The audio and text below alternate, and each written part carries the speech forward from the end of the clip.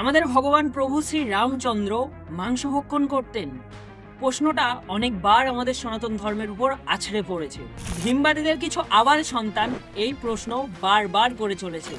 রাম মাংস ভক্ষণ করতেন, বহু মানুষ এটা দাবি করেছে। আজ প্রমাণ সহকারে আপনাদের দেখাবো, একদম বাল্মীকি রামায়ণ থেকে। আমরা প্রমাণ ছাড়া কোনো কথা বলি না। এই প্রশ্নের সঠিক উত্তর জানতে গেলে ভিডিওটা শেষ পর্যন্ত দেখতে হবে। তো চলো শুরু করা যাক। সবাইকে রাম রাম, ছোটদের বুক ভরা ভালোবাসা আর বড়দের প্রণাম। অনেক দিন ধরে এই ফটকেদা আমাদের সনাতন ধর্মের উপর অনেক উল্টো পাল্টা প্রশ্ন করে ফেলেছে, যার কিছু উত্তর আজকের এই ভিডিওতে দেব। তো চলো। অনেকের মনে আরো একটা প্রশ্ন থাকতে পারে, যদি ভগবান শ্রীরামচন্দ্র মাংস ভক্ষণ নাই করে থাকে তাহলে হরিণ শিকার কেন করতে গেছিল? বাল্মীকি রামায়ণে স্পষ্টভাবে লেখা আছে, মাতা সীতা ভগবান শ্রী রামচন্দ্রকে স্বর্ণমৃগ ধরে আনার জন্য অনুরোধ করেছিল, তাকে বধ করার জন্য নয়।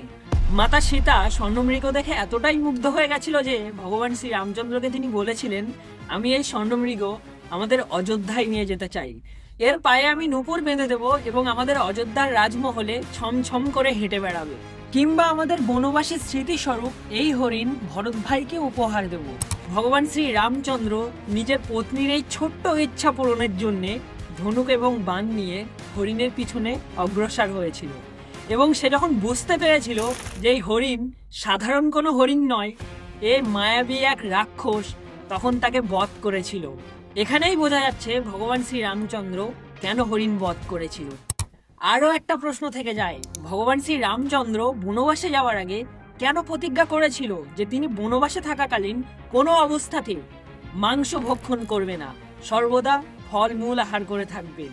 তাহলে এখানে প্রশ্ন, ভগবান শ্রী রামচন্দ্র ক্ষত্রিয় রাজা হওয়ার জন্য রাজ্যে থাকাকালীন মাংস ভক্ষণ করতেন? এই প্রশ্নের উত্তরও খুবই সহজ। আমরা ছোটবেলা থেকে ডিসকভারিতে একটা শো দেখে এসেছি, ম্যান ভার্সাস ওয়াইল্ড, যেখানে দেখানো হয় বন জঙ্গলে বেঁচে থাকার জন্য কত কিছু খেতে হয়। চোখের সামনে খাবার মতো যা পাওয়া যাবে তাই খেয়ে বেঁচে থাকতে হবে, সেটা মাংস হোক বা ফলমূল কিংবা জল। কিন্তু এখানে আমাদের ভগবান শ্রী রামচন্দ্র কতটা মহান হলে এরকম প্রতিজ্ঞা করতে পারে যে তিনি কোনো অবস্থাতেই মাংস ভক্ষণ করবে না? এখান থেকে প্রমাণ পাওয়া যায় আমাদের পুরুষোত্তম ভগবান শ্রী রামচন্দ্র কতটা মহান ছিলেন। আরো একটা বিষয় ভাবার আছে, রামায়ণের বিরাট একটা চরিত্র শবরী, তিনি ভগবান শ্রী রামচন্দ্রের এমন একজন ভক্ত ছিলেন যার অটুট বিশ্বাস ছিল যে তার দ্বারে ভগবান শ্রী রামচন্দ্র এক না একদিন ঠিকই আসবে। আমরা সবাই জানি সহৃদয় ভক্ত ভগবান সম্পর্কে অনেক কিছুই জেনে থাকে। তাহলে এখানে ভক্ত শবরী শ্রী রামচন্দ্রের জন্য উত্তম ভোজন স্বরূপ মাংস রান্না করে রাখতেন, নিজের উচ্ছিষ্ট ফল রেখে দিতেন না। শবরীর সেই উচ্ছিষ্ট ফল ভগবান শ্রী রামচন্দ্র পরম তৃপ্তির সহিত ভক্ষণ করেছিলেন। এখান থেকেও প্রমাণ পাওয়া যায় ভগবান শ্রী রামচন্দ্র মাংস ভক্ষণ করতেন কিনা।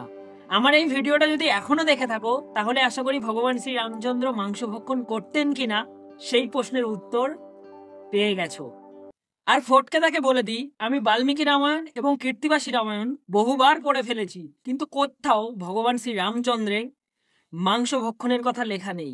রামায়ণ এবং রামচন্দ্রকে নিয়ে যারা কটূক্তি করে তাদের পেটে বিদ্যার জল নেই, তারা শুধু বৃথা তর্ক আর মিথ্যা রেফারেন্স দিয়ে আমাদের সনাতন ধর্মকে কটূক্তি করার চেষ্টা করে চলেছে, কিন্তু এই চেষ্টা বৃথা। প্রভু শ্রী রামচন্দ্রের বাবা কজন জানেন না? 5 জন। হ্যাঁ, ভগবান শ্রী রামচন্দ্রের পাঁচজন পিতা ছিলেন, তাদের নাম কি? তো এর উত্তর হলো, প্রথম পিতা হচ্ছেন অগ্নিদেব, কারণ তিনি দশরথ এবং তার 3 পত্নীকে ক্ষীর প্রদান করেছিলেন। দ্বিতীয় পিতা হচ্ছে দশরথ, যিনি তাকে লালন পালন করেছে। তৃতীয় পিতা হচ্ছে বিশ্বামিত্র মুনি। দশরথ রাম আর লক্ষ্মণকে বিশ্বামিত্র মুনির হাতে সঁপে দিয়েছিল এবং তিনি তাকে বলেছিলেন, আজ থেকে রাম আর লক্ষ্মণ আপনার সন্তান স্বরূপ। চতুর্থ পিতা হচ্ছে জটায়ু, যার স্বর্গপ্রাপ্তির পর ভগবান শ্রী রামচন্দ্র তার শ্রাদ্ধ করেছিলেন। আর পঞ্চম পিতা হচ্ছে জনক, কারণ পত্নীর পিতা নিজের পিতার স্বরূপ। কি ফটকেদা, প্রশ্নের উত্তর পেয়ে গেছো তো? দেখা যাক ফটকেদা আর কি আলবাল বকেছে আমাদের ধর্মগ্রন্থ নিয়ে। বায়ু শূন্য স্থানে কোনোদিন আগুন জ্বলতে পারে না। এটা আপনিও জানেন, আমিও জানি, অক্সিজেনের অভাব হয়। কিন্তু গীতা অন্য কথা বলছে। অধ্যায় 6 ধ্যানযোগ 19 নম্বর শ্লোক, যেখানে বলা হচ্ছে বায়ু শূন্য স্থানে দীপশিখা যেমন কম্পিত হয় না, চিত্তবৃত্তির নিরত অভ্যাসকারী যোগীর চিত্ত তেমনি ভাবেই বিচলিত থাকে। তাহলে কত বড় বৈজ্ঞানিক ভুল একবার ভাবুন। আপনি ক্রস চেক করতে পারেন। কোনো ফটকেদা, এখানে বুঝতে হবে বায়ু শূন্য স্থান কথাটার অর্থ কি। তুমি বোঝো কম, সেই জন্য উদাহরণ দিয়ে বুঝিয়ে দিচ্ছি। যেমন আমি এই ঘরটার মধ্যে বসে আছি, এর দরজা জানলা সবকিছুই বন্ধ করা আছে, এমনকি ফ্যানটাও অফ করা আছে। সুতরাং এই স্থানটা বায়ু শূন্য স্থান। এই স্থানে আমি যদি একটা প্রদীপ জ্বালাই, তাহলে সেই প্রদীপের শিখা কম্পিত হবে না, এমনকি দেশলাইয়ের শিখাটাও কম্পিত হবে না, কারণ এই স্থানটা বায়ু শূন্য স্থান। বায়ু শব্দের অর্থ হচ্ছে বাতাস। তুমি আজকের দিনে দাঁড়িয়ে যেটাকে অক্সিজেন বলছো, এই অক্সিজেন নামকরণ হওয়ার বহু পূর্বে এই অক্সিজেনকে প্রাণবায়ু বলা হতো। সুতরাং প্রাণবায়ু আর বায়ুশূন্য স্থান দুটো এক নয়। আশা করি বুঝতে পেরেছো। এরপরে ফটকেদা কি প্রশ্ন করেছে দেখা যাক। প্রতি গাভী মানুষের উত্তম ভোজন।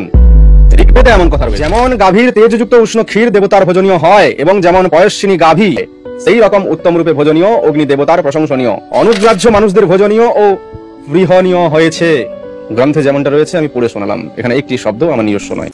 তুমি যে কত বড় বোকা চন্দ্র, সেটা এই ভিডিও দেখলেই বোঝা যায়। ভোজন আর ভজন দুটো শব্দই আলাদা, দুটো শব্দের অর্থও আলাদা। তুমি ভোজন আর ভজনকে এক বানিয়ে দিয়েছো। তুমি যে নিজের রিডিং পড়তে পারো না, সেই প্রমাণও তুমি তোমার নিজের ভিডিওর মাধ্যমে দিয়ে দিলে। ফটকেদা, তুমি আগে বাংলা পড়তে শেখো, তারপর বুঝতে শেখো, তারপর অন্যকে বোঝাবে। ভজন শব্দের অর্থ হচ্ছে কীর্তন বা গুণগান করা, আর ভোজন শব্দের অর্থ হচ্ছে ভক্ষণ করা। কথা কি ক্লিয়ার? কথা কি ক্লিয়ার না ভেজাল আছে? তুমি বাংলা রিডিং পড়তে পারো না, তুমি সনাতন ধর্ম নিয়ে ভিডিও বানাতে চলে এসছো। আজব। আর এই ফটকেদার ভুলভাল প্রশ্নের উত্তর যদি তোমরা জানতে চাও, তাহলে অবশ্যই কমেন্টে জানাও। দেখা হচ্ছে পরের কোনো ভিডিওতে। জয় শ্রীরাম, জয় সনাতন। ভিডিওটা ভালো লাগলে অবশ্যই একটা লাইক করবেন, চ্যানেলটা সাবস্ক্রাইব করবেন, আর নিজের মতামত কমেন্টে অবশ্যই জানাবেন।